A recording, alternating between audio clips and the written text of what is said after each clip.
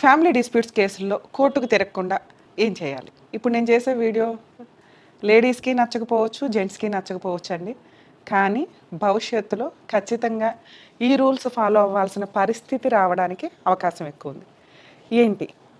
ఎందుకు family disputes కోర్టుల్లో number of cases file అవుతున్నాయి? మీకు మేబీ సర్వేలు తెలియకపోవచ్చు గానీ, ప్రతి డిస్ట్రిక్ట్ కోర్ట్‌లో డైలీ 10-20 కేసెస్ మ్యారిటల్ డిస్ప్యూట్స్‌కి సంబంధించి ఫైల్ అవుతూ వస్తున్నాయి. చాలా short time of marriage dissolve అయిపోతున్నాయండి ఇవన్నీ. చాలా చిన్న చిన్న రీజన్స్ తోటి కోర్టులో డైవర్స్ కేసులా, 498 ఎలా, డీవీసీలా, ఎంసీలా అని నడుస్తున్న సందర్భాలు.